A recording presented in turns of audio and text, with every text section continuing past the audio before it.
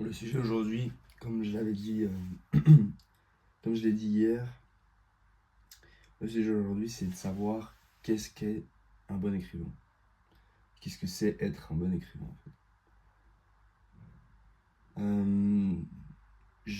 Peut-être que la vidéo sera un peu moins longue, même beaucoup moins, mais je tenais à filmer aujourd'hui. Puis on est 2 jours comme vous voyez, mais j'ai pas pu hier soir, donc je tenais à filmer ça aujourd'hui. Quand même, pour sortir dans tous les jours. Donc je pense, tout ça pour dire que je pense que je la ferai en 2 parties. Donc demain, il y aura toujours encore une vidéo sur cette question-là parce que c'est une question importante et je vais avoir le temps de vraiment la traiter. Et donc, j'aurai pas le temps aujourd'hui de dire tout ce que je veux dire sur ça. Parce que c'est aussi une question que je vais me poser pour savoir où je veux aller en fait. Pour savoir en tant que futur écrivain,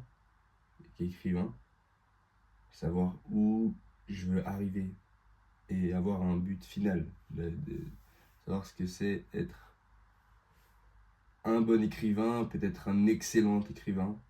Euh, Savoir si c'est qu'une question de talent ou pas forcément, qu'une question de discipline, mais je pense pas non plus. C'est...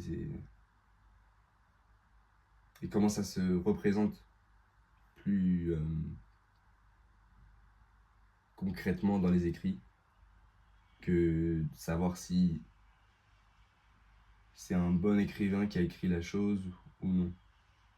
Et c'est un thème important et un thème intéressant parce que même parfois dans des textes qu'on peut considérer comme écrits de manière assez claire, lisible mais assez simple, sans vraiment que derrière l'auteur soit un poète et qu'il manie parfaitement les figures de style, etc.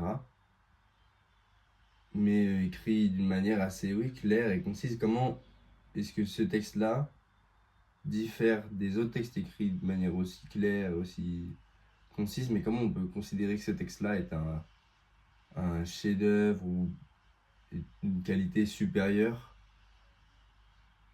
comme par exemple le sont les textes d'Hemingway, même si j'ai pas tout lu.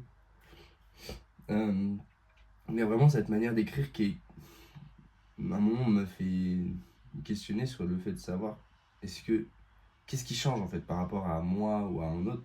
Son écriture est extrêmement claire, mais extrêmement simple en fait. Il fait pas de fioriture, il fait pas de détour, il raconte les choses comme elles sont. Et pourtant, c'est bien raconté, pourtant, c'est bien dit, pourtant. Et en plus, dans le livre que j'ai actuellement, il parle du fait et du questionnement. Il se pose aussi la question en fait. Comment on définit un bon écrivain? Pourquoi certains écrivains euh, deviennent mauvais après un certain temps? Bon, c'est une autre question. Et là, on va se demander de savoir comment est-ce on le devient avant de savoir comment est-ce qu'on peut éviter la décadence. Mais il a quand même ce raisonnement que je trouve intéressant. Et il l'établit, je sais pas s'il a vraiment dit cette phrase, mais en tout cas, il dit que euh,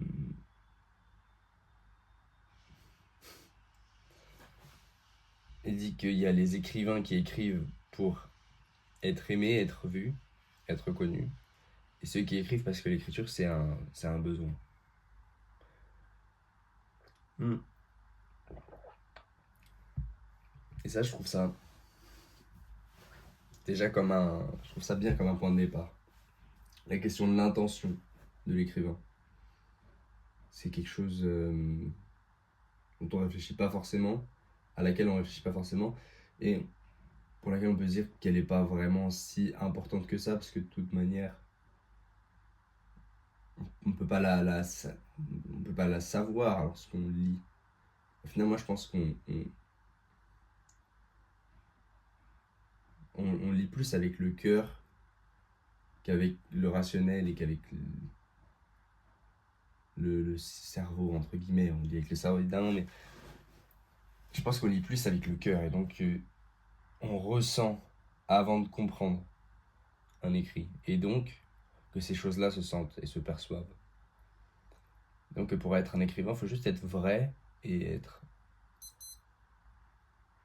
Écrire pour écrire, écrire pour le faire, écrire parce que on aime ça, parce que c'est presque nécessaire pour nous, et